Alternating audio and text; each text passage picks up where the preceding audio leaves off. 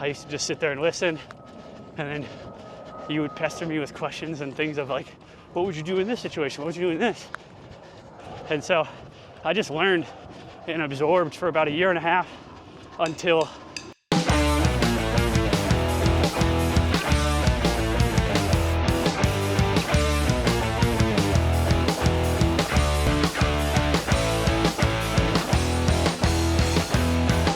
Yo fam, in Scottsdale, Arizona today, running with Cooper Marsh. Coop, say hi. hello. Are you gonna be warm enough? We gotta get you Yeah, warm. dude. What glasses you wearing, Coop? These right here are the Saint Blue Power Rangers. Ooh, I like that name. What about shoes? These are What rad. are you powered by today? Rad Global. All right, what are we doing today? We are continuing our prep for the Boston Marathon. So just some easy miles. Running along the canal. What's easy miles? There's 6 miles. I already did 2. We'll do 4 here. And Gotta start my watch. I don't know, maybe like, just like kind of like 9-minute paces. A little faster probably because it's tough to settle into. Are you able to talk at that pace? Yeah, for sure. All right. I mean, what's crazy is that this is like an 8:45 pace right here, and I feel like I could sleep at this, you know? Yeah, well, I'm old and I can't see. So we'll be chill. Don't worry. You'll catch your wind in like 400 meters. All right, so I know Cooper well. I'm not gonna tell his story. We're just gonna jog and talk. But let's start with Coop. Who are you? Where are you from? How did you get started? So I'm from New England, proud of it. I claim Massachusetts and Rhode Island as home. I'm from Western Mass, so out in the boonies. Grew up on a dirt hill, heating our house by wood stove, which I'm also proud of. I lived with my mom and my sister and traveled down to be with my dad like every other weekend and on summers. So kind of had that split living life, which I think makes me a flight risk. And so I moved from Massachusetts to Providence and then Providence to Arizona to chase the dream of building up our agency lab management. And as of 2 days from now, we will be continuing the journey, Becca and I and Homer, up to Boise, Idaho, because one of our partners, Daniel, in lab lives up there, and we're gonna open a little office. And I just like Boise because it reminds me of, kind of reminds me of Providence, a little bit of New England with the weather, but not as chaotic as New England, so. All right, but what about further back? Like, where did you go to school? Okay. What did you go to school for? Yeah. So originally I was gonna go to the University of Utah because I just wanted to ski. I just wanted to be a ski bum. And then my dad kind of sat me down and we went through what it would cost and what the debt would look like. And I was not a fan of that. So I course corrected and I went to Holyoke Community College, HCC. Go Cougars. And I played soccer there for 2 years, which was awesome. What position? I was outside mid, right side. I think that was honestly the first time that I really realized that you gotta work your ass off if you wanna be a part of something. Because growing up in the hill towns, it's like I was on varsity soccer freshman year, and then we were trash. And our team, like if we had played any big schools, we would just get demolished. So I actually wasn't as good as I thought I was. And so showed up to JUCO. There was plenty of talent there, just kids that probably couldn't put it together academically. And I realized that I wasn't gonna be a forward scoring goals, and I wasn't gonna be in the middle of the field because I wasn't technically sound enough. So I would just have to run a lot on the outside, and that's how I'd get playing time and I'd make the team. So I was driving an hour both ways every morning to, try to make the team, and driving by a community college that was like 25 minutes away that didn't have a program to be able to make this happen. So it was kind of do or die. My sister had gone through the program and their team was super good. My sister was a great player. And so I was just kind of following in her footsteps and saving money at the same time. And then after that, graduated, and I transferred to UMass Amherst because it was in-state, it was cheap, and I realized I probably shouldn't go to Utah if I just wanted to ski because the point was to go to school. Right. So I went to UMass. I showed up to orientation and was going to do a psychology degree, and then panicked and switched all my classes to communications, and then was advised to maybe go do an economics degree because that was kind of business related. And so I went and did an economics degree, and yeah, so while I was there, I transferred in. As a junior, my GPA reset to a 4.0, which was phenomenal. What? Yeah, it was great. It's a cheat code. And You heard that cheat code. and I was in freshman level economics classes, having never taken one before. And yeah, I kind of had already figured out the whole college routine, so the classes were pretty easy.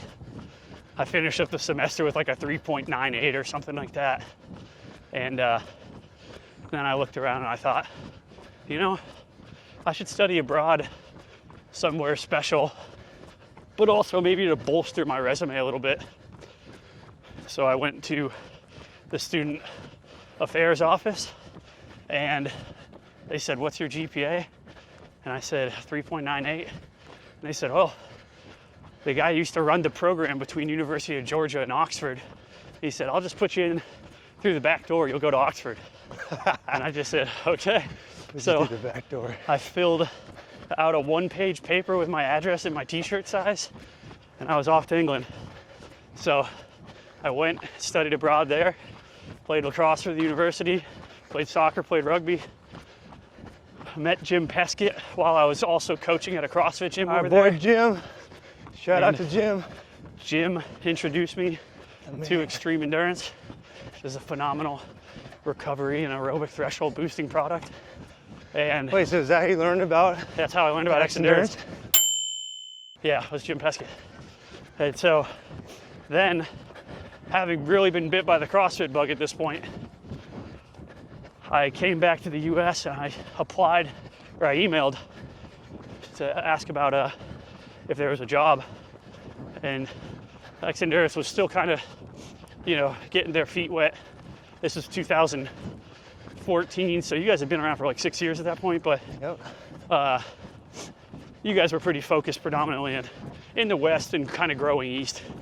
And they said they weren't ready for a sales rep, so I got a job offer with the New Jersey Devils. Went down to New Jersey, place is gross. Said not going here. Not all of it, just Newark for sure. And then I got accepted to teach for America, to teach 8th grade math for 2 years in Providence, Rhode Island, so I did that. What made you do that? Because that's a pretty, big life decision. Yeah. Well, my mom always said I'd be a good teacher, and I always kind of had a knack for helping youth. And just kind of, like, I used to coach skiing from 4 to 6 year olds to, you know, even less. Or, sorry, a little older. And I always kind of felt a draw to it and felt like I'd be doing myself a disservice if I didn't at least take a crack at it at some point in my life. And then, you know, one of the families that kind of helped me get to where I'm at, they kind of pushed it too. And so I wanted to do right by a lot of people, and so I did it. And it was one of the more rewarding things I've ever done. The students were phenomenal. The friends I made are phenomenal. And showing up to Providence, Rhode Island was the best thing ever. I love that city and the people that are there. And while I was teaching, X Endurance circled back around looking for a full-time sales rep. And I was like, oh no, I really want to go into the CrossFit world. And here I am, about half a year into my first year of a 2-year commitment. And my co-teacher had quit. And so I'm just literally teaching 3 hour-and-a-half long classes with 30 kids each by myself. And it would have been really easy to just say, F it, I'm out. So I called my mom And I asked her, hey, what do I do? And she said, you don't break your commitments. So you're gonna stay in there and you're gonna, finish teaching those kids for 2 years. And if anybody can sell anyone on anything, it's you. She's like, so pitch them on the idea of you being part-time for a few years or a couple We bought years. that. Yeah. We bought into that bullshit. We can keep going straight. And yeah, so I did it part-time for a year and a half. And then when I finished Teach for America, I went full-time into X Endurance. I was doing that for about 3 years. And that's when I met Jason and was under him. And I just kind of saw how you operated and kind of carried yourself amongst groups of people, amongst your family and friends, and as a father. And I just looked up to it and thought, that's what I want. And then as a kid, I'd always, funny enough, I always wanted to be a sports agent. And for some reason, if that didn't work out, I always had the idea of starting a marketing agency and having no really clue what that meant. But I just knew that was like kind of a buzzword and seemed like a fun, creative thing. And then, lo and behold, Jason owns an agency and you guys had the idea of adding a marketing arm to it. Which was Potential Labs. Yeah, it was Potential Labs. At the time. I remember when you called me and you're like, yeah, I think I'm gonna change the name. It's just confusing people too much. And I was like, what if we just do lab management? And you're like, yeah, that works, let's do it. Like, mock it up. I was in Sacramento with Cynthia Gauthier, the monster truck driver, my first ever client. So when that happened. Cynthia. But she's badass. But yeah, so Right or left? To the right. I got to understudy. I remember I called you, Jay, when I was at somebody's apartment in Providence. And pretty much, I remember I was all nervous, stay to the left. But I'm like, okay, I hope he takes this the right way because he's also my boss. I'm like, I really want to do something else with him, but not what I'm doing currently for him. And I not pitched you, I just kind of picked your brain about agency work. We're going across. And you were very receptive and open to taking me under your wing. And, I was always obviously grateful because it changed my life. And I started doing that. I used to sit in on phone calls with Jason and clients. Check out this bike park right here. Oh, damn. Yeah, kind of savage. And so I just used to sit on phone calls muted, like we were pre-teens calling a boy or something, or calling a girl. And I used to just sit there and listen, and then you would pester me with questions and things of like, what would you do in this situation? What would you do in this? And so I just learned and absorbed for about a year and a half until you sent me my first client, which was Cynthia, and then my second client, which was Bethany.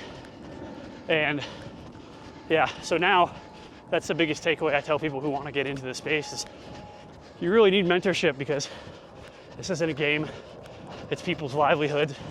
And if you aren't learning from somebody who's one of the best, then you're just doing everybody a disservice, but mainly you and your clients. 100%. So so then after doing that for a year and a half, I left X Endurance and I moved out to Arizona with Homer, and I've been here for 5 years. Homer. And we're growing an amazing agency. So, All right, so that's an amazing story. Truly is. You've come a long way, and I'll save my piece about Coop after this. But why are we running today? Why my brain's hard? we can still. We are running because I've always wanted to run a marathon, and being from Massachusetts, the Boston Marathon is like the marathon to me. Obviously, it's steeped in tradition and camaraderie, especially after the bombings on it. And yeah, I'm a proud masshole, and running the Boston Marathon is just it's the one I want to do. My uncle grew up doing it, and he's fast as heck. Sorry, bleep that out, Mike. We good? And yeah, I've just always wanted to do it. So here I am. I got accepted to raise money for charity, and Ben Massey, the founder of RAD, he also wanted to do it. So Where are you at with your goal financially? yeah, Where are you at? I think I'm currently around $6,300 or $6,500, and I've got to raise $10,000 By when? by April 15th. So All right, Peep. Let's get him across the finish line. yeah, please Help him out. So it's cool. I'm raising money for Boston Scores, which is an after-school enrichment program that puts kids into academic and athletic programs. So essentially, they play soccer. You know, obviously I grew up playing soccer, so it means something to me, and it's the world's game. But you know, whether you play football, baseball, whatever, it doesn't really matter. As long as you're in sport, I'm a fan of it.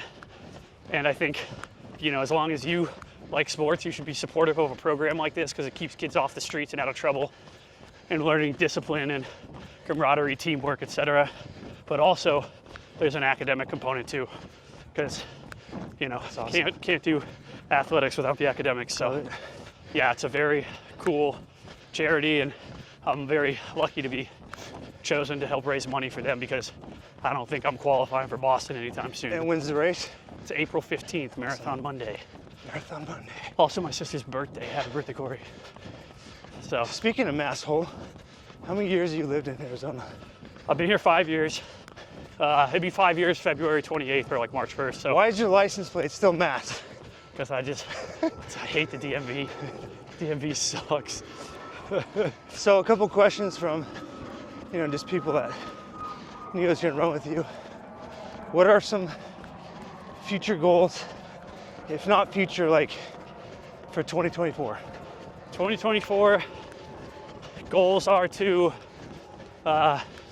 clean up things that are lacking efficiency within the agency, get more organized, because that is not my strong suit. Neither is it yours. So that's why we have people like Becca now and Daniel, who's Poorly more organized.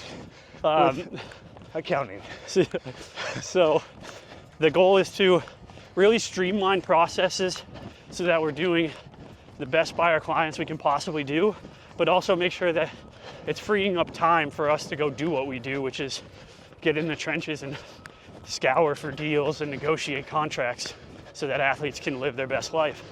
And on the flip side of that, or on the other side of that, our business development side of the agency and that marketing side has been crushing it. Big shout out to Michelle because she's a godsend. And Michelle and the team have been doing a really good job there. And so we're gonna keep pouring gas on the fire and give her the tools she needs to succeed, and you know, continue helping small businesses, you know, What about reach personal their goals. My personal goals is to not get skinny fat while marathon training. Skinny fat. I want to run a sub-4 marathon, Sub 4, you put it out there. which I think is definitely doable. Until he hits that hill. Yeah, Heartbreak Hill, baby. And then we'll turn around right in this like circle here. Okay. And then just be a, you know, better partner, a good dog dad.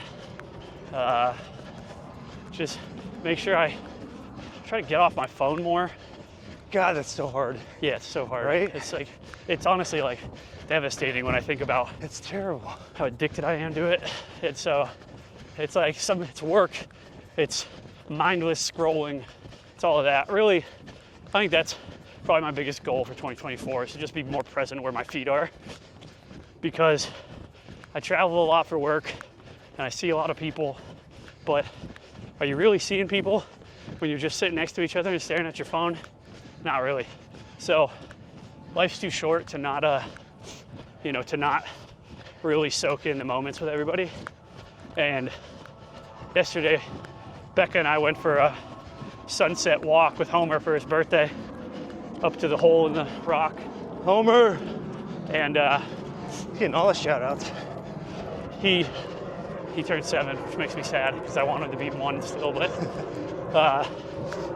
we left our phones and just had conversation and just were with each other, and it was just so much better. I felt freeing. And so I think that's a big goal of mine, is to just put the phone down. Like, I work plenty, I'm available plenty, but I gotta take time for myself and my people and not be, run ragged. Yeah. Another question that someone had was, what's driven you to have the success that you've had? I think growing up, I was always kind of told I was like a mini lawyer or a mini president, because I like to assert myself into situations and lead. I've always liked being like the center of attention. And as I've grown older, I've gotten more cool with taking a back seat and following when necessary. Because sometimes I can try to lead at the detriment of the group, so being cool with taking a step back. But I don't know, man.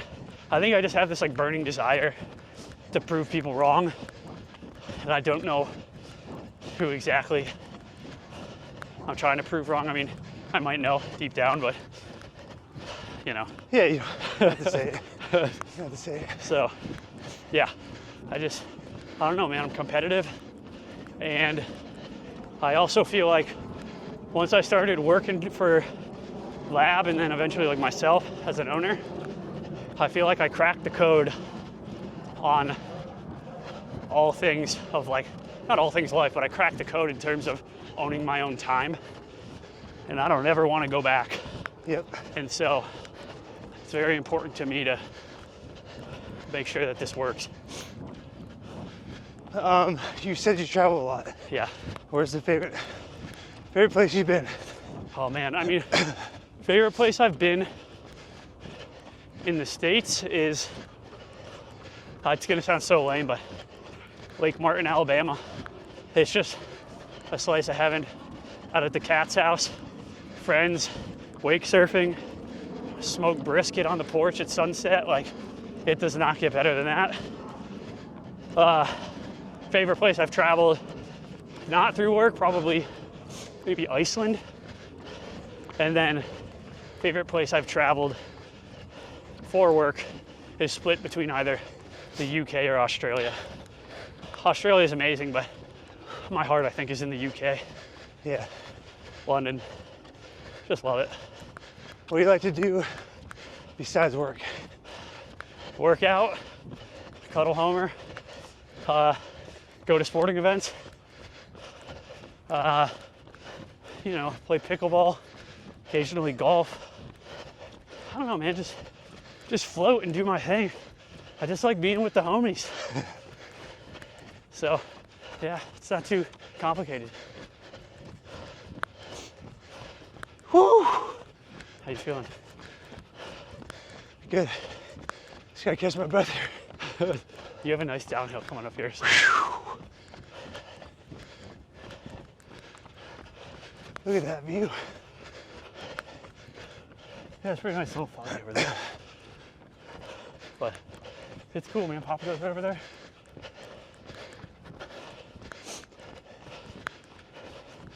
All right. Let's see what else.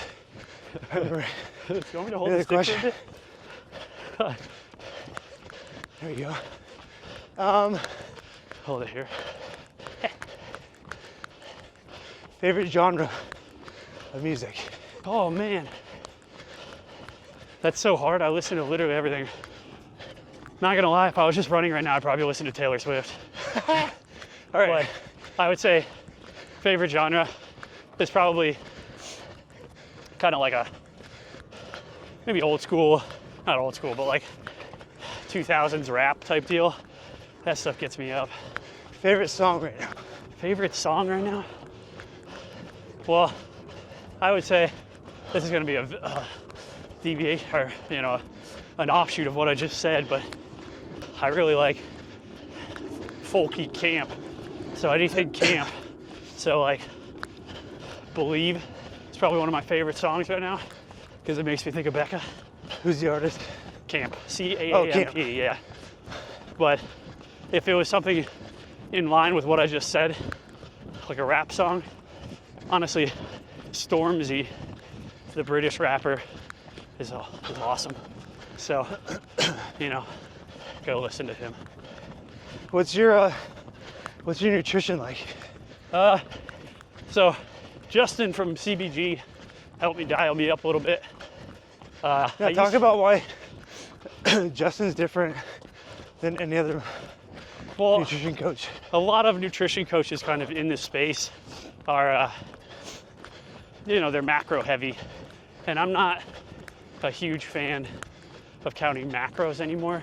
I think it can be just a little bit, people get like tethered to the scale and then it becomes an addictive thing. And so it cannot be good for longevity. And so I was over that. I burned out from it. I did it for a couple years when I was doing more competitive CrossFit. So I wanted to work with somebody that still had a sense of what was going into my mouth, but like also didn't weigh and measure food, more eyeballing it and having tools to make sure that you're hitting consistent ratios, even if you're out at a restaurant or at a buffet or, whatever, eating lunch at the office. So I like Justin and his approach, and I try to eat a very protein forward, carbohydrate based around, activity and, a good amount of fat, and just try to eat relatively clean because I have a huge sweet tooth, but, Yeah, I gotta eat natural. I agree. Met Justin a while back, and he teaches portion size. Dude, I'm so congested. Coming off this sickness. But portion size compared to macros, which is unsustainable in my opinion. Yeah, I think it honestly can lead to a lot of like eating disorders for younger kids who just can't seem to let go of, weighing and measuring everything. Yep. And then they, they find themselves in college and they can't, have a cookie with the friends or can't allow themselves to have fun, go across, do their thing. So it just kind of, to me, I'm like, you got to find a more sustainable path. So, yeah, thanks, Justin. What's been your biggest, I guess, hurdle, in business or life? What's something that's challenged you that you're on the daily trying to fix? I think a big thing that I've been trying to work through is just, letting past relationships kind of letting sleeping dogs lie type deal, and understanding that, there are seasons of life and people aren't meant to be around always, some people. And so taking that for what it's worth, learning from it, make sure you learn your self-worth, and then, move on. And I think there's a lot of people that have a lot of kind of demons in the closet that they haven't sorted through. Yep. And, therapy is not a bad thing. You should talk to people, folks. It makes you feel a world of 100% better. Community is everything. Yeah, I think that's the biggest challenge, is just like piecing through different chapters of my life while trying to forge ahead. Because if you have turmoil, it'll slow you down. So you should probably process it and work through it.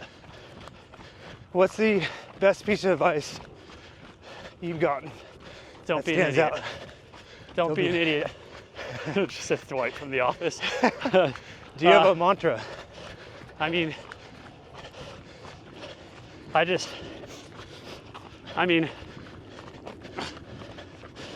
one thing that's always stood out to me, or just like something that always has echoed in my head, goes back to a training session once with Jake.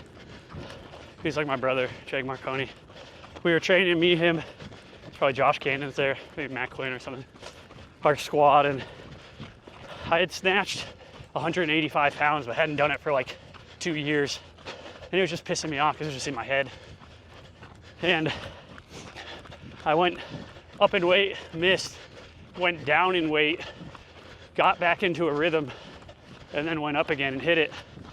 And I think there was 2 things that stood out, and one was don't be afraid to ask for help and, like, you know, put your ego aside. So that means stripping the weight down and getting things right from a foundational standpoint. And then the other piece was Jake was just yelling at me, ruthless aggression. And I don't think the aggression piece is what I held on to, but the ruthlessness, ruthless efficiency, ruthless aggression, ruthless work ethic. Like, Yep. it should be, if you're gonna do anything, You gotta be obsessed with the process. yeah, and you're not doing it to the best of its ability, like, what are you doing? So, yeah, I think when I first started out on marathon training, I always said I wanted to just run a marathon off the couch because I didn't want to log all the miles. And then I realized it's because I was just scared of being uncomfortable with logging a bunch of miles. Yep. And so, like, the ruthless work ethic, I would make it happen and I would run the miles. And so here I am. And yeah, I just think if you want anything at all, you better go get it ruthlessly. Yep. All right. Mountains or ocean? Mountains. Mountains? Mountains. I'm a mountains guy, but Burrito or taco? oh, tacos. Ooh, that's a tough one. Well, mountains because I like lakes over oceans. Okay. Ice cream or cake? Cake. Cookies or creme brulee? Cookies. don't know why I Although said creme creme brulee. brulee is fire. That is really good, but definitely more consistently eating cookies. All right, last meal. Oh, Prison meal. probably either the best cooked ribeye I can get, or like just some fire sushi rolls. Ooh, God, they're I so had sushi good. yesterday. Did you? No, was that 2 days ago? Yeah. 2 days ago. All right. Any words of encouragement for people watching? Whatever comes to you. Ask for help. Don't be afraid to say no, and put your phone down. Join me in that endeavor so that we can all connect with other people more. All right. And wear your helmet. Wear a helmet. Signing off with Cooper Marsh. Live that saint life.